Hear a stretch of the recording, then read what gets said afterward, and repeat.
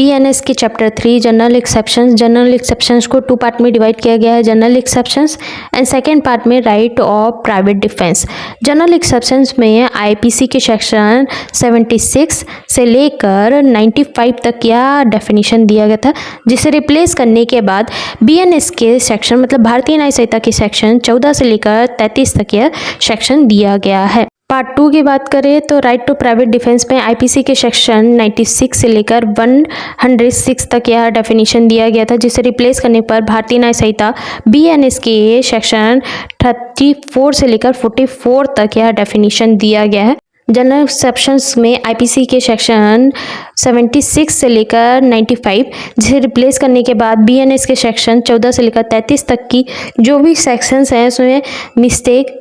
Judicial act, accident and necessity, young age, unsound mind, intoxification, drink and intoxification, consent and communication बताया गया है। यह अलग अलग पार्ट में डिवाइड किया गया है। सबसे पहला पार्ट है मिस्टेक को 2 पार्ट में डिवाइड किया गया है, mistakes of law, mistakes of fact. Mistakes of fact को bound by law and justified by law 76 से लेकर 79 तक यह डिफाइन किया गया था, जिसे रिप्लेस करने के बाद बीएनएस के सेक्शन 40 से लेकर 70 तक यह डिफाइन किया गया है। Mistakes of fact and mistakes of law में क्या डेफिनेशन है? अगर कोई भी तथ्यों की गलत जानकारी या रॉन्ग इन्फॉर्मेशन या रॉन्ग सिचुएशन के अकॉर्डिंग आप फैक्ट को इग्नोर करते हो और आपसे गलती हो जाती है तो वो मिस्टेक्स ऑफ फैक्ट कहलाएगा। अगर आपको लॉ की जानकारी नहीं है या अंडरस्टैंडिंग नहीं है, रूल्स के अकॉर्डिंग आप काम नहीं करते हो, जो भी भारत में लॉ बनाया गया उसे आप फॉलो नहीं करते हो, तो वह मिस्टेक्स ऑफ लॉ कहा जाएगा। मिस्टेक्स ऑफ फैक्ट में आपको रिलीफ दिया जा सकता है, बट मिस्टेक्स ऑफ लॉ में कभी भी आपको जो भी रिलीफ है वो नहीं दिया जाएगा। आईपीसी के सेक्शन 76 जिसे रिप्लेस करने पर बीएनएस के सेक्शन 40 में बताया गया है मिस्टेक्स ऑफ फैक्ट में बाउंड बाय लॉ, जब आप किसी भी कार्य के लिए बाध्य होते हो बट आप बाध्य होने के कारण आप गलती कर बैठते हो और आपको रिलीफ दिया जाता है। जब आपको मिस्टेक्स ऑफ फैक्ट हुआ है, किसी तथ्यों की गलत जान, बट आप गुड फेथ के साथ यह बिलीव करते हो कि जो भी आप काम कर रहे हो उसमें आप बाउंड हो और आपको यह काम करना ही है, लेकिन कुछ तथ्यों की गलत भूमिका या गलत जानकारी होने के कारण एक्ट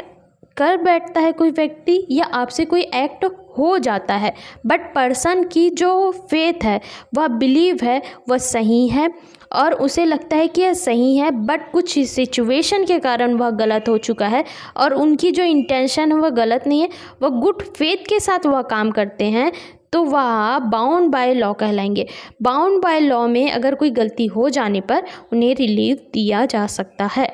आईपीसी के सेक्शन 79 जिसे रिप्लेस करने के बाद बीएनएस के सेक्शन 70 में बताया गया है, मतलब 17 में बताया गया है, सेक्शन 17 में जस्टिफाइड बाय लॉ, जिसमें आपको जस्टिफाइड बाय लॉ के अकॉर्डिंग आप अगर मिस्टेक भी करते हो और आपको तथ्यों की जानकारी ना होने पर भी, जब आपको पता है कि मिस्टेक्स ऑफ फैक्ट हो चुका है बट आपका इंटेंशन नहीं है, उसके साथ साथ आपको यह जस्टिफाइड भी है कि आप जो काम कर रहे हो गुड फेथ के साथ कर रहे हो, आपकी जो बिलीव है उसमें या आपका कोई इंटेंशन नहीं है, उसके बाद कोई गलती हो जाती है तो वह जस्टिफाइड बाय लॉ कहलाएगी। अगर आपको मुझसे कनेक्ट करना है तो आप इंस्टाग्राम में मुझसे कनेक्ट हो सकते हो। जो भी क्वेश्चन है या आपको डाउट है तो आप क्वेश्चन कर सकते हो या डाउट को पूछ सकते हो।